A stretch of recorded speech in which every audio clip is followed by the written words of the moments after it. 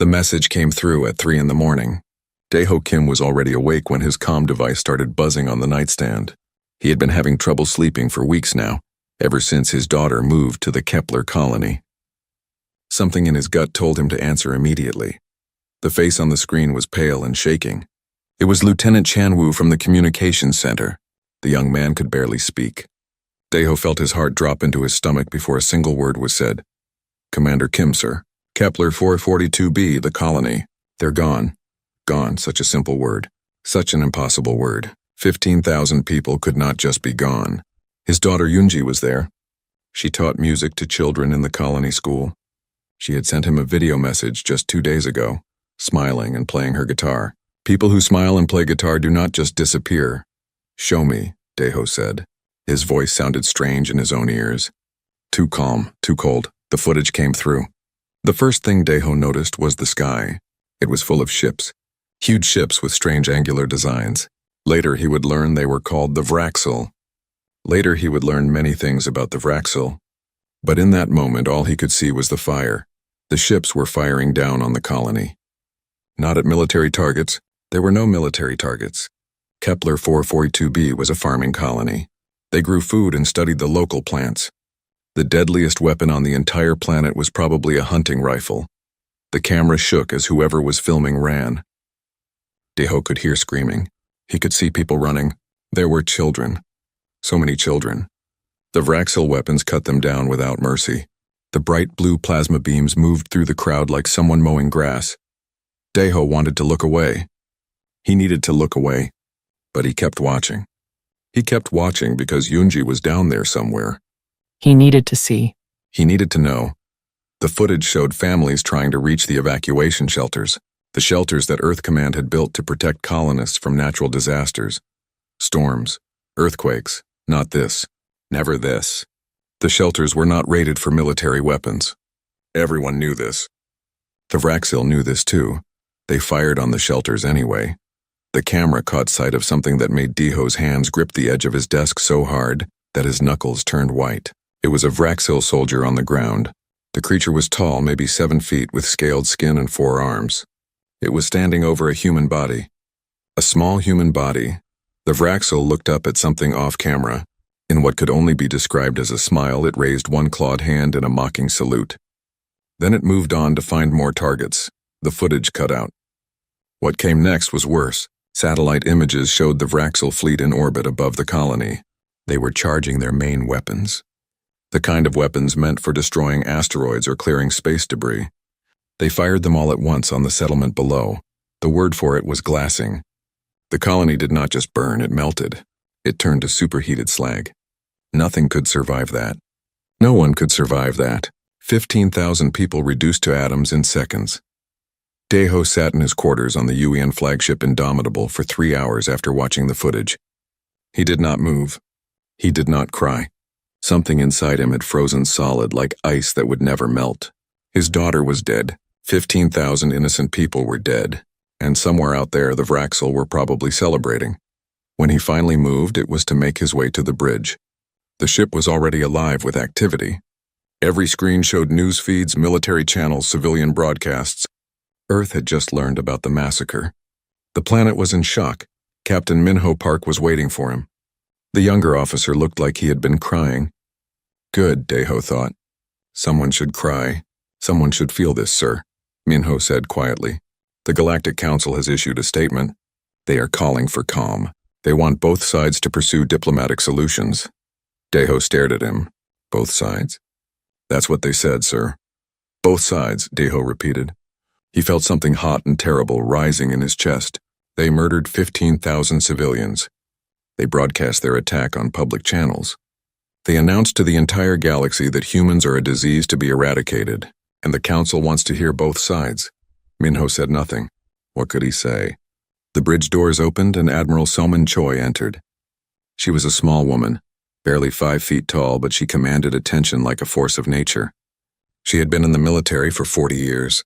She had fought in the first contact wars when humanity first met aliens and realized they were not friendly. She had spent 3 decades building Earth's reputation as a peaceful, reasonable species. She had worked so hard to make the galaxy see humans as civilized. She walked to the main view screen and pulled up the footage from Kepler. Every officer on the bridge stopped what they were doing. They all watched in silence as the massacre played out again. When it finished, Soman stood very still for a long moment. "How many ships do we have?" she asked finally. 73 in this sector, Admiral," replied the tactical officer. "Another 112 scattered across human space. We could recall them, but the Galactic Council has explicitly forbidden military action." "I see," Soman said. Her voice was very quiet, very calm. "And what exactly does the Council think we should do? Write a strongly worded letter?" No one answered. Soman turned to face her bridge crew. Every eye was on her. Deho knew what she was thinking, because he was thinking the same thing. For 30 years, humans had played by the rules. They had signed treaties limiting their weapons. They had agreed not to use certain technologies that other species found frightening. They had been polite, peaceful, civilized. And in return, the galaxy had watched 15,000 humans die and suggested a diplomatic solution. "Send out recall orders," Somin said. "Every ship. I don't care where they are or what they're doing. I want the entire Earth fleet assembled here in 72 hours. "Admiral, the Council will see that as an act of aggression," Hyejin Lee protested. She was the diplomatic officer, responsible for keeping Earth on good terms with the other species. "We could lose our seat on the Council. We could lose our trade agreements. If we act without authorization, then they will learn something important about humans," Soman interrupted. Her eyes were hard as stone. "They will learn that we tried being civilized. We tried following their rules. But when civilization fails to protect our children, we remember what we really are." She pulled up a file on her personal terminal and sent it to every station on the bridge. It was a military roster, names and unit designations. Deho saw his own name there. He saw Minho's name. He saw units he had never heard of. Black operations groups, special forces that did not officially exist, weapons research divisions that had been disbanded years ago, or so everyone thought. "We spent 10,000 years learning how to kill each other before we ever reached the stars," Soman said. "We got very good at it. When we joined the galactic community, we agreed to put away our worst weapons. We agreed to limit ourselves. But we never forgot, and we never destroyed those weapons. We just locked them away and hoped we would never need them again." She looked at each officer in turn. "Send a message to Earth Command. Tell them to open the vaults. All of them. And someone find Colonel Jiwan Kang. Tell her Ghost Battalion is going active. Tell her we are taking off the leash." Deho felt something shift in the room, a weight settling over everyone. They all knew what this meant: war, real war. Not the careful, limited conflicts between species who followed the galactic conventions. Not police actions or peacekeeping missions. This would be total war. The kind humans had practiced on each other for thousands of years before meeting aliens. The kind that had no rules. "Admiral," Hyejin tried one more time. "If we do this, we can never go back. Earth's reputation, burned to ash on Kepler," Soman finished for her. "Along with 15,000 people who trusted that reputation to keep them safe. We're done being civilized. It's time to show the galaxy what uncivilized humans can do." The Vraxel had made a mistake. They thought they understood humans. They had studied Earth's military through the public records available to all Galactic Council members. They saw a species that followed rules, a species that signed treaties limiting their weapons, a species that agreed to the conventions on warfare, which banned certain technologies and tactics as too cruel for civilized beings to use. The Vraxel assumed humans were soft, weak, easy prey. They were about to learn how wrong they were. Colonel Jiwan Kang stood in the armory of the stealth carrier Shadow of Earth. Around her, 200 soldiers prepared for deployment. These were not the Marines who marched in parades. These were not the peacekeepers who represented Earth at diplomatic functions. These were Ghost Battalion. The soldiers Earth had kept secret from the rest of the galaxy. Ghost Battalion trained for one purpose only: to fight a war that everyone hoped would never come. A war without rules. A war where the only thing that mattered was survival. Jiwan watched her people check their equipment. Sergeant Tajan was loading magazines into his rifle. But these were not standard ammunition. They were explosive rounds, the kind that did not just kill but destroyed. The Galactic Conventions banned explosive ammunition as excessive, too cruel. Humans had signed that treaty 20 years ago. Humans had also never thrown away a single round of that ammunition. They just stopped carrying it in public. "Listen up," Jiwan called out. Every soldier stopped and turned to face her. New rules of engagement. Actually, no rules at all. The Vraxel want to see what uncivilized humans look like. We're going to show them exactly that. She pulled up a holographic star map. It showed the Vraxel home system. 3 planets, 2 gas giants used for fuel mining, 1 habitable world where their government and military command operated. The main fleet is going to engage the Vraxil Armada here. Jiwan pointed to a position near their outer colonies. While they're distracted, we're going to slip past their defenses and hit them where it hurts. Their military academy on Vraxos Prime trains 10,000 soldiers at a time, young ones, future officers, the ones who will lead their armies. She paused, letting that sink in. Our mission is to destroy that academy completely. No survivors, no mercy, no second thoughts.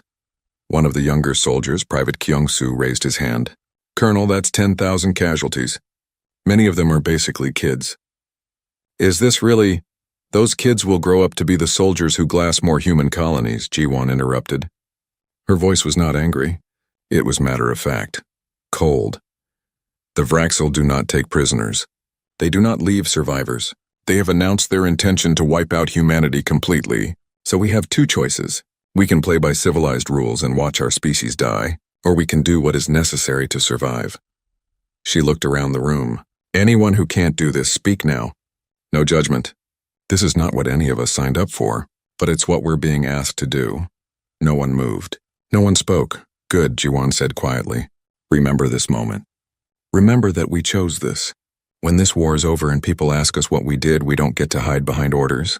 We don't get to say we had no choice. We did have a choice, and we chose to do terrible things to protect our people. While Ghost Battalion prepared for their mission, other preparations were happening across the Earth fleet. In the engineering sections of a dozen ships, weapons that had been sealed away for decades were being unlocked and loaded. Dr. Sunho Bei supervised the loading of munitions onto the battleship Hammer of Earth. Each projectile was the size of a small car. They were railgun rounds designed to punch through heavy armor at incredible speeds, but these were special. The Galactic Council called them kinetic multipliers. Humans had a simpler name for them. Planet crackers, are we really doing this? Asked his assistant Yuna. She was young, barely 30. She had grown up in the peaceful years after Earth joined the galactic community. She had never seen war. These weapons could destroy entire cities. They could crack a planet's crust? Yes, Sunho said simply. We are really doing this. But we'll be just as bad as them. Sunho stopped what he was doing and looked at her. Really looked at her. Maybe, he admitted. Maybe we will be monsters after this. Maybe historians will write about the day humanity showed its true face and it was ugly. But those historians will be human. They'll be alive to write those words. That's what matters now. He returned to his work. The Vraxil made a choice when they attacked Kepler. They decided that humans were acceptable targets, that our children were acceptable targets. They made that choice. We're just living with the consequences. On the flagship Indomitable, Admiral Soman held a meeting with her senior officers. The mood in the conference room was grim. Everyone knew what was about to happen. Everyone understood that they were about to cross a line that could never be uncrossed. Captain Minho spoke first. The fleet is assembled. 200 ships. Every combat-capable vessel Earth has. We're leaving the home system defended by automated platforms only. If we lose this battle, Earth itself is vulnerable, pointed out Commander Jisoo, the defensive coordinator. We're betting everything on this one attack. Yes, Soman agreed. Because if we don't stop the Vraxil now, there won't be an Earth to defend. They've made their intentions clear. This is a war of extermination. They want humanity gone, so we have to make sure they're the ones who disappear instead. She pulled up tactical data. The Vraxil fleet is larger than ours. Their ships are more heavily armored. In a straight fight following conventional tactics, we would lose. So we don't fight fair, said Commander Deho. His voice was empty, hollow. Everyone knew about his daughter, about Kepler. No one mentioned it. What was there to say? Exactly, Somin confirmed. The Galactic Conventions ban certain weapons and tactics. We're going to use all of them. Things the Vraxil have never seen because no civilized species would use them. We're going to teach them what happens when you push humans hard enough that we stop pretending to be civilized. She looked around the table. I want everyone to understand something. When this is over, we will be pariahs. Every other species in the galaxy will fear us. Maybe hate us. We'll win this war, but we'll lose our place in galactic society. Earth will be isolated, alone. Better alone and alive than civilized and extinct, muttered Deho. Agreed, Soman said. Prepare the fleet. We jump to Vraxel space in 6 hours. Send them one message before we arrive. Tell them they have 48 hours to surrender those responsible for the Kepler massacre and make full reparations. Tell them if they refuse, they will learn exactly why humanity spent 10,000 years perfecting warfare before we ever met aliens. The message was sent. The Vraxel response came back within an hour. It was not diplomatic. It was not apologetic. It was a video showing a Vraxel commander laughing while displaying human skulls as trophies. The message was clear. They found the threat amusing. 6 hours later, the Earth fleet dropped out of hyperspace at the edge of Vraxel territory. 200 warships in perfect formation. The largest military force humanity had ever assembled. The Vraxel fleet moved to intercept. 300 ships to Earth's 200. Better shields. Heavier armor. More firepower. On paper, the Vraxel should have won easily, but they were not fighting the humans they thought they knew. They were not fighting the civilized species that followed galactic rules. They were fighting something older. Something that had evolved on a planet where everything wanted to kill you. Something that had survived ice ages and plagues and countless wars against itself. They were fighting humans who had stopped being civilized. Admiral Soman gave the order. All ships, fire at will. No restrictions. Use everything. And the Earth fleet unleashed hell. The first wave was conventional. Missiles and railguns, the kind of weapons everyone expected, the Vraxel shields held. Their armor absorbed the impacts. Their commanders felt confident. Then the second wave hit. And the Vraxel realized they had made a terrible mistake. 6 human frigates broke formation and accelerated straight toward the Vraxel command ship. The Vraxel assumed it was a desperate ramming attack. They prepared to destroy the small ships before they could reach their target. Then all 6 frigates detonated their reactor cores simultaneously. The explosions were massive, but that was not the worst part. Each reactor core had been modified, weaponized. The plasma clouds that erupted were laced with nanite swarms. Millions of microscopic machines programmed with one purpose: to infiltrate Vraxel technology and tear it apart from the inside. The Vraxel command ship's shields collapsed. Its weapons went offline. Its life support began to fail. Within minutes, the mighty vessel was a dead hulk floating in space. Inside, thousands of Vraxel crew members slowly suffocated as their ship's systems ate themselves. The Vraxel fleet commander's last transmission was intercepted by Earth forces. "What kind of monsters are you?" he gasped into the comm. No one bothered to answer. The Earth fleet pressed forward. More ships. More weapons. More tactics that no civilized species would ever use. This was humanity unchained. This was humanity at war. And the galaxy was about to learn what that really meant. The Battle of Vraxis Nebula lasted 6 days. Military academies would study it for generations to come, not as an example of honorable combat, not as a display of tactical brilliance, but as a lesson in what happens when humanity stops holding back. Captain Minho commanded the destroyer Retribution. His ship was smaller than most in the fleet, built for speed rather than armor.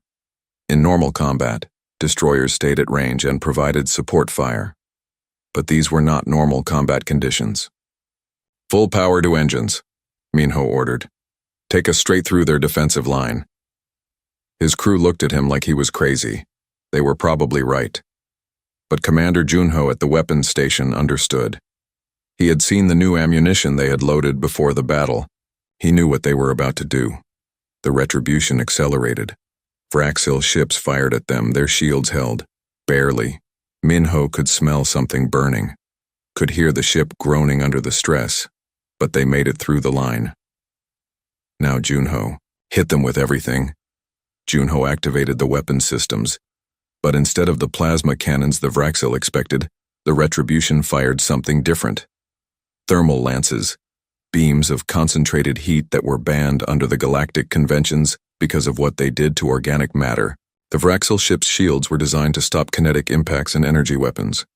They were not designed for thermal lances. The beams punched through like the shields were not even there. They hit the hull. And then they hit the crew inside.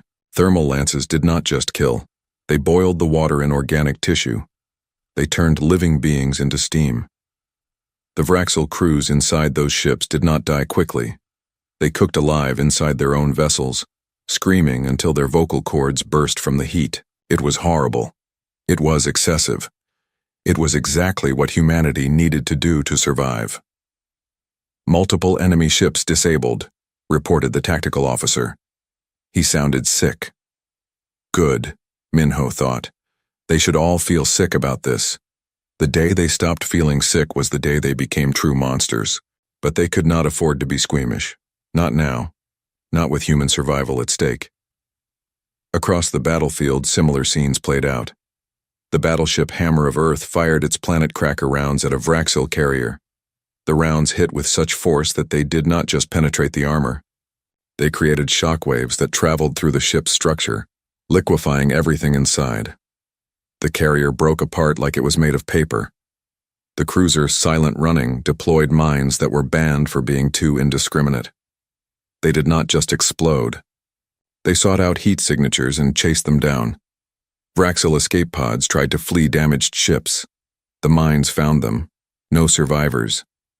It was brutal. It was ruthless. And it was working. The Vraxil had started the battle with 300 ships. After 3 days of fighting, they were down to less than 200. Meanwhile, the Earth fleet had lost only 30 vessels. The math was simple. At this rate, humanity would win. But winning the battle was only part of the plan. While the main fleet kept the Vraxil military busy, Ghost Battalion was completing their true mission. Colonel Jiwan and her 200 soldiers had infiltrated the Vraxil homeworld. It had taken 2 days of careful movement through their defense network. Ghost Battalion was good at being invisible. They had trained for years in stealth operations, moving through hostile territory without being detected. They reached their target just after local midnight. The Vraxil Military Academy sat on top of a mountain. It was beautiful in a way. Ancient stone buildings mixed with modern training facilities.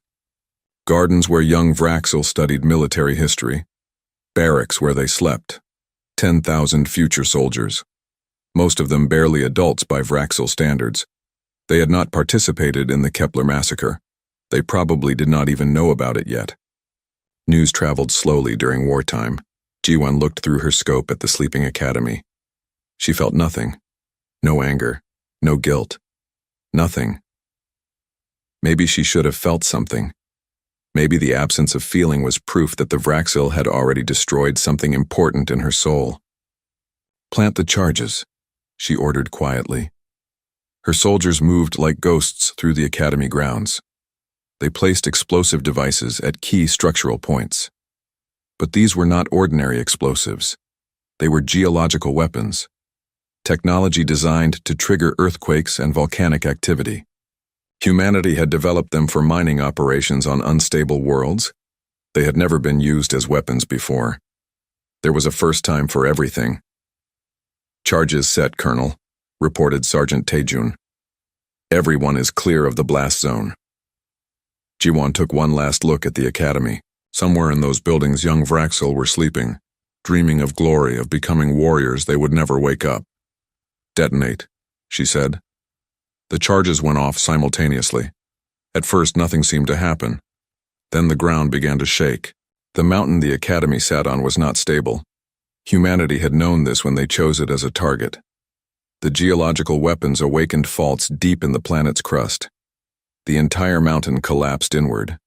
Buildings fell into newly formed chasms. The beautiful gardens disappeared into darkness. The screaming started and ended within seconds as thousands of tons of rock and earth buried everything. 10,000 Vraxil cadets died in less than a minute. The mountain became their tomb.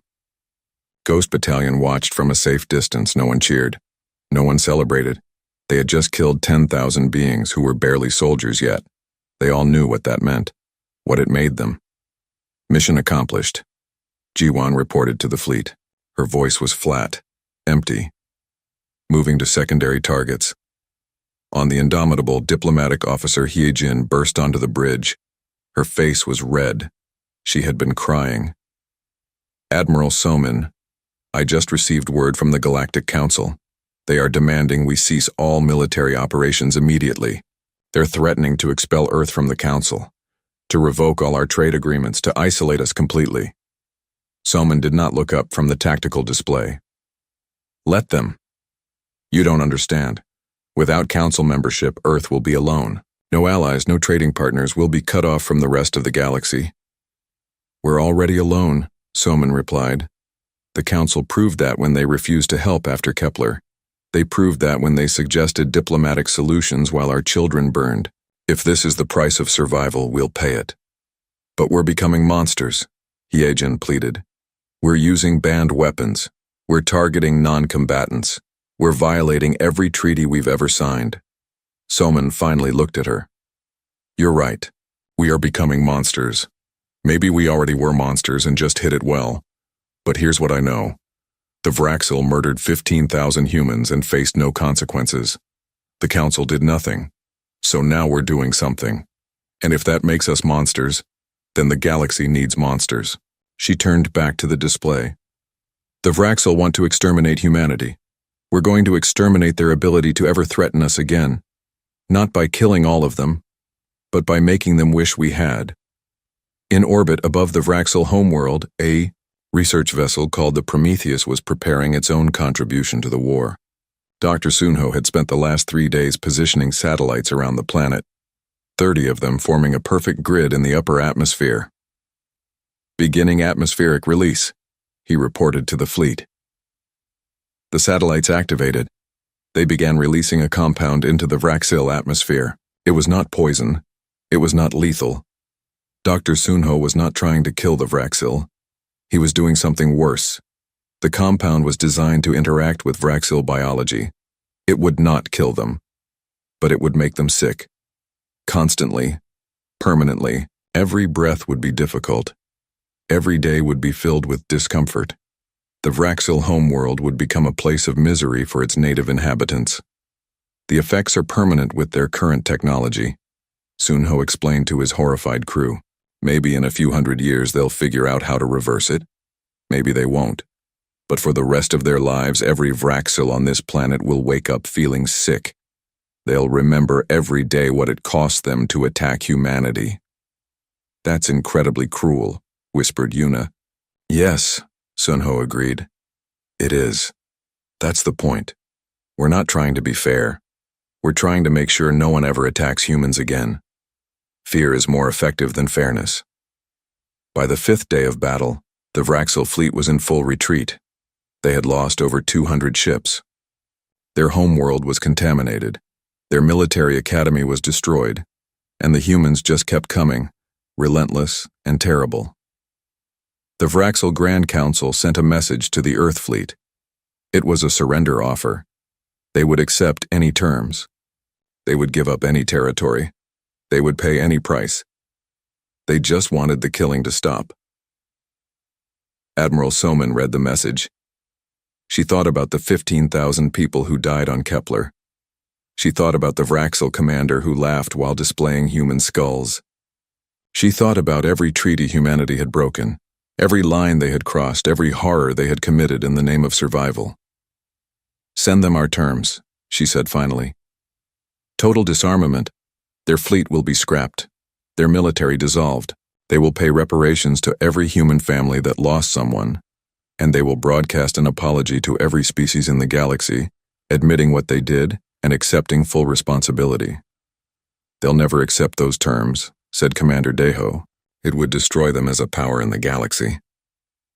The war ended on the 7th day, not with a grand ceremony, not with a treaty signing. It ended with a simple transmission from the Vraxil Grand Council to every corner of their empire. The message was short, direct, final. We surrender. The war is over. Do not resist the humans. Captain Minho stood on the bridge of the Retribution and watched that message broadcast across Vraxil space. He waited to feel something, relief, joy, satisfaction, anything. But there was only emptiness. They had won, but it did not feel like winning. Around him, his crew worked in silence. No one cheered. No one celebrated. They had spent 6 days doing things that would haunt them forever. Things that no amount of victory could erase. Orders from the Admiral, reported the communications officer. All ships are to maintain position. We're not going home yet. Minho was not surprised. The war might be over, but humanity's work was not done. They had to make sure this victory stuck. They had to make sure no one ever forgot what happened when you attacked humans. On Vraxos Prime, the Vraxil capital world, Colonel Jiwan led Ghost Battalion through the empty streets. The planetary defense forces had abandoned their posts. The civilian population had locked themselves inside their homes. Everyone was terrified of what the humans would do now that they had won. Smart, Jiwan thought. They should be terrified. Her mission was simple. Arrest the Vraxil leaders who had ordered the Kepler massacre. Bring them to justice. But whose justice? The Galactic Council wanted trials. They wanted evidence and testimony and due process. They wanted everything to be civilized and proper. Jiwan had other ideas. Ghost Battalion reached the Grand Council chambers. The building was massive, built from stone that had stood for thousands of years. It was meant to project power, permanence, the idea that the Vraxil Empire would last forever. Blow the doors, Jiwan ordered. The explosion echoed through the empty streets. Ghost Battalion poured into the building, weapons ready. But there was no resistance. The Vraxil councilors sat in their chamber waiting. They knew they could not fight. Could not run. Could not do anything but face what was coming. Jiwan walked down the center aisle, her boots clicking on the stone floor. She stopped in front of the raised platform where the council sat. Her eyes scanned their faces until she found the one she was looking for, War Leader Thralcax, the one who had personally ordered the Kepler attack, the one whose logs they had recovered showing him laughing while humans died. War Leader Thralcax, Jiwan said, her voice echoing in the chamber. You gave the order to execute civilians who had surrendered on Kepler 442b. Is that correct? Thralcax stood up. He was huge, nearly 8 feet tall, all muscle and scales and fangs. He had probably thought that size would intimidate humans. Maybe it used to. Not anymore, I did, he said. His voice was defiant. They were weak. They deserved. Jiwan shot him. Not to kill. She put a round through his right knee. The war leader collapsed, howling in pain. We found your personal logs, Jiwan said calmly, walking closer. You thought it was funny. You recorded yourself laughing while children died. You sent the recordings to your friends. She shot his other knee. Thralcax writhed on the floor, screaming. The other counselors watched in horror. They had expected arrest, trial, maybe even prison. They had not expected this. The Galactic Council wants us to take you alive, Jiwan continued. They want a proper trial. They want to prove that humanity is still civilized, still reasonable, still bound by rules. She chambered another round in her rifle. But here's the thing about humans. We're very good at holding grudges. We remember every slight, every insult, every injury. And we remember Kepler. We remember 15,000 dead. We remember you laughing. She pointed her rifle at Thralcax's head. No, wait, he gasped. The shot echoed through the chamber. Thralcax stopped moving. Jiwan turned to face the remaining counselors. Anyone else want to explain why killing human civilians was acceptable? No one spoke. Good, you're all under arrest. You'll get your trial, but it will be a human trial under human law. And I can promise you this, we are not as forgiving as the Galactic Council. Back on the Indomitable, Admiral Soman was dealing with the consequences of victory. Her communication screen was filled with angry faces from dozens of different species. The Galactic Council had called an emergency session to address humanity's actions. The ancient Karathi diplomat, Sesthalan, spoke first. He had been mediating galactic conflicts for 300 years. He had never seen anything like the human campaign against the Vraxil. Admiral Soman, the Council has reviewed the evidence from the recent conflict. The use of banned weapons, the targeting of non-combatants, the refusal to accept surrender until your terms were met. These actions violate 17 different galactic treaties. Soman listened patiently. When he finished, she leaned forward. You're absolutely right, she said. We violated those treaties. We used banned weapons. We did things that civilized species do not do. We were not civilized. Silence fell over the council chamber. They had expected denials, excuses, not agreement. For 30 years, Earth played by your rules, Soman continued. We limited our weapons. We signed your treaties. We tried to be good members of the galactic community. And what did that get us? When the Vraxil committed genocide, you offered thoughts and prayers. You formed committees. You suggested diplomatic solutions. Her voice grew harder. You condemned us for defending ourselves, for using the only language the Vraxel understood. So let me be very clear about something. Every weapon we used, every tactic we employed, we still have them. And now every species in this chamber knows exactly what humanity is capable of when we stop being civilized. That sounds like a threat, said the Karathi delegate. It's a promise, Soman replied. Touch human civilians again and you'll discover we were holding back even during the Vraxel War. We tried civilization. We gave it an honest chance. But if you will not protect the innocent, do not be surprised when we do it ourselves. By whatever means necessary, she stood up. Earth is formally withdrawing from the Galactic Convention on Warfare. We'll write our own rules from now on, ones that actually protect our people. The council chamber erupted in protests. Soman cut the transmission. Diplomatic Officer Heejin stared at her in shock. Admiral, you just isolated Earth from the entire galaxy. We'll have no allies, no trade partners, no support. We had no support when Kepler burned, Soman replied quietly. At least now everyone knows where we stand. They can be our friends or leave us alone, but they will never ever mistake our civilization for weakness again. On Earth itself, the news of the war's end was met with mixed reactions. Some celebrated. Victory parades were organized. Politicians gave speeches about human strength and determination. But others were not celebrating. Commander Daiho sat in a small park in Seoul. It was the same park where his daughter Yoonji used to play as a child. Before she grew up, before she moved to Kepler, before she died, he held a photograph in his hands. Yoonji at age 7 covered in mud, grinning at the camera. She had just fallen in a creek while trying to catch frogs. She had laughed about it. Everything had been simple then. Captain Minho found him there. The younger officer sat down on the bench without asking. They sat in silence for a long time. They're calling us heroes, Minho finally said. They're planning a parade, medals, the works. Daiho said nothing. I can't stop thinking about it, Minho continued. The thermal lances, the people we killed, the way they screamed. I know they were the enemy.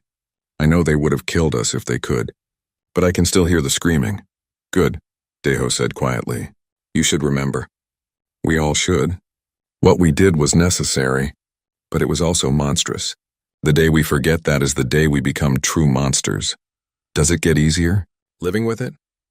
Daiho looked at the photograph of his daughter. I don't know. I hope not, because if it gets easy, that means we've lost something important, something human. Colonel Ji-won returned to Earth 2 weeks after the war ended. She was offered a medal, a promotion, a spot in the victory parade. She turned them all down. Instead, she went to a small cafe in Seoul. She ordered coffee and sat by the window, watching people go about their normal lives. Couples walking hand in hand, parents playing with children, old friends laughing together, all of them safe, all of them alive. Because of what she had done. Because of the 10,000 Vraxil cadets who died under a collapsing mountain. Because humanity had been willing to become monsters. A young woman sat down at her table. It took Ji-won a moment to recognize her. Private Kyung-soo from Ghost Battalion, the one who had questioned the mission. Colonel, Kyung-soo said quietly. I wanted to thank you. Ji-won looked up surprised. For what? For being honest with us. For not pretending what we did was heroic or right. You told us we were choosing to do terrible things. You made sure we understood. That helped somehow. Ji-won studied the younger woman. She looked older now. Tired. War did that to people. You shouldn't thank me, Ji-won said. I led you into darkness. I made you killers. You kept us alive, Kyung-soo replied. All of us. And you kept Earth alive. That matters, doesn't it? Did it? Ji-won was not sure anymore. They had won the war. They had protected humanity. But what had they become in the process? I don't know, she admitted. I really don't know. They sat together in silence, 2 soldiers. 5 years after the war ended, humanity was still dealing with the consequences. The galaxy had changed. Earth's place in it had changed. Everything had changed. No one attacked human colonies anymore. No one threatened Earth. No one even spoke rudely to human diplomats. The galaxy had learned its lesson about what happened when you pushed humans too far, but they had also learned something else. They had learned to fear humanity, and fear killed friendships faster than any weapon. The Galactic Council had restructured after Earth's withdrawal. New rules were written, new alliances formed. Humanity was not invited to participate. Trade agreements that had existed for decades were quietly allowed to expire. Research partnerships ended. Cultural exchange programs shut down. Earth was not banned from galactic society, but it was isolated, alone. The other species did not hate humans. They were just afraid of what humans might do if provoked. Admiral Somin, now retired, watched this happen from her apartment in Tokyo. She was 70 years old. She had spent 45 years in the military. She had built Earth's reputation as a civilized species. Then she had destroyed that reputation in 6 days of brutal warfare. She did not regret it. How could she? The alternative had been watching humanity die. But she was not proud of it either. Pride required believing you had done something right. What she had done was necessary. Necessary and right were not the same thing. Her comm device buzzed. It was a message from Captain Minho, still serving in the fleet. The message was short. Memorial dedication today. Will you come? Somin looked at the time. She had been avoiding this. She knew she should go. She needed to go. But facing those names, all those names, was harder than facing any enemy fleet. Still, she had never been a coward. She got dressed and left her apartment. The memorial stood on a hill overlooking the Pacific Ocean. It was simple, black marble walls inscribed with names. 15,000 names. The colonists from Kepler 442b. Every single person who had died in the massacre. Somin arrived early. The dedication ceremony would not start for another hour. She walked along the walls reading names. So many names. Families. Children. People who had just wanted to build a better life among the stars. She found the name she was looking for. Yoonji Kim, age 28, music teacher. Daughter of Commander Daeho Kim. Daeho was already there, standing in front of his daughter's name. He looked older, grayer. The war had aged everyone who fought in it. Admiral, he said quietly when he noticed her. I'm not an admiral anymore, Somin replied. Just Somin now. Once an admiral, always an admiral. Daeho turned back to his daughter's name. I come here every week. Just to remember. To make sure I never forget why we did what we did. Do you ever wonder if it was worth it? Somin asked. Every day, Daeho admitted. We killed tens of thousands of Raxel. We used weapons that should never be used. We did things that haunt me every night. Was avenging my daughter worth all that? He paused. But then I think about what would have happened if we did nothing. The Vraxel had announced their intention to exterminate humanity. If we had not stopped them, how many more Keplera would there have been? How many more Yunjis would have died? Infinite more, Somin said quietly. We stopped that. But we also became something we can never go back from. Other people began to arrive for the ceremony. Soldiers in dress uniforms, civilians in formal clothes, family members of the dead, politicians who had supported the war, protesters who thought humanity had gone too far. Colonel Jiwon arrived with members of Ghost Battalion. They stood together apart from the crowd, the ones who had done the darkest work, the ones who had destroyed the Vraxil Military Academy. They did not talk much. They just stood there carrying their guilt like a weight they would never put down. The ceremony began. A government official spoke about sacrifice and honor. A priest said prayers. A choir sang something beautiful and sad. But the words that mattered most came at the end. A holographic display activated, showing a recording that had been made during the war. It was Admiral Somin, 5 years younger, standing on the bridge of the Indomitable. She was making a statement that would be broadcast to every human world. Today we won a war, the recording said. We defeated an enemy that wanted to wipe us out. We used terrible weapons. We did terrible things. Some will call us heroes. Some will call us monsters. Both are probably true. The recorded Somin paused. But I want every human to understand something. We did not do this because we are cruel. We did not do this because we enjoy violence. We did this because civilization failed. The Galactic Council, which was supposed to protect all species, stood by while our people were murdered. They offered thoughts and prayers. They suggested diplomatic solutions. Her voice grew harder. So we stopped being civilized. We became what we needed to be to survive, and we will never apologize for that. Never. We will carry the guilt. We will remember the horror. But we will not apologize for refusing to die quietly. The recording ended. The crowd was silent. Then someone began to clap. Slowly, others joined. Not everyone. Some people left in protest, but most stayed and clapped.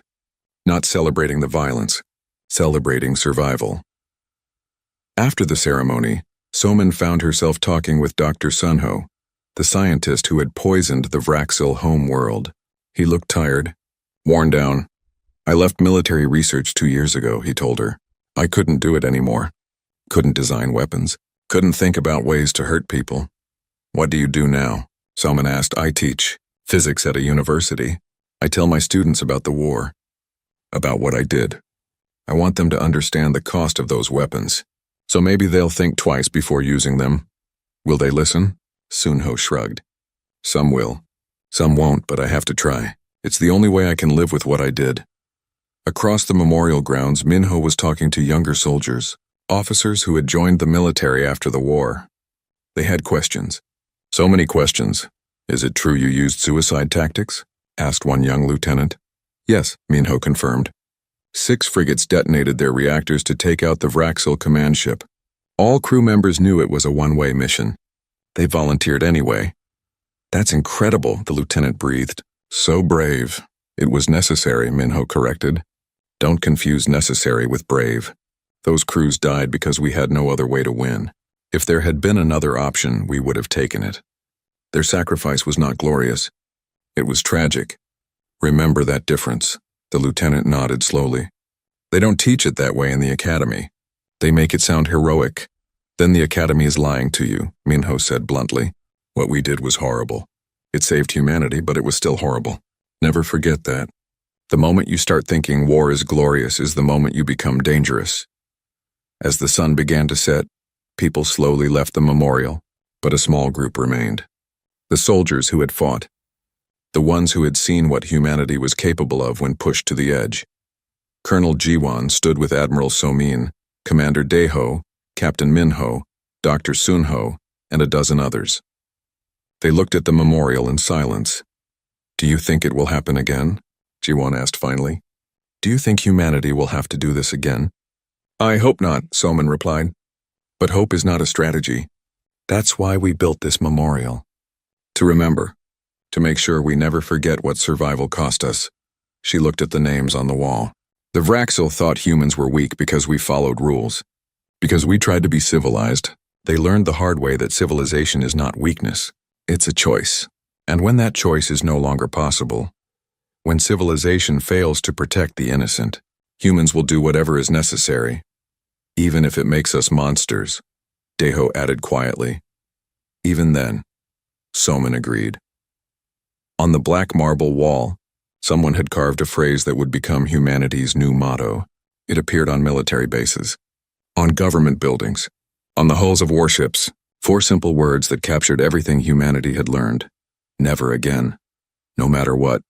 It was a promise, a warning, a statement of intent. Humanity would never again watch its people die while waiting for others to act. Humanity would never again trust in galactic civilization to protect the innocent. Humanity would take care of its own by whatever means necessary. The galaxy understood this. They had seen what humans were capable of. They had watched a species that seemed peaceful and civilized transform into something terrifying when threatened. They had learned that humans were not naturally violent, but they were very good at violence when required. No one wanted to push humanity to that point again. 20 years after the war, a young Vraxil diplomat named Shalthar came to Earth. It was the first official Vraxil visit since the war ended. She was nervous, afraid, but also determined. She stood before the memorial at Kepler and read all 15,000 names. It took her 3 days. When she finished, she made a statement that was broadcast across the galaxy. My people started this war. We murdered innocents. We declared our intention to exterminate humanity, and we paid a terrible price for our actions. But the price we paid does not erase what we did. Nothing can erase that. She placed a wreath at the memorial. I was a child when the war happened. I did not participate, but I carry the guilt of my species' actions. Every Vraxil does. We are taught about Kepler from the moment we enter school. We are taught what happened when we chose genocide. Tears ran down her face.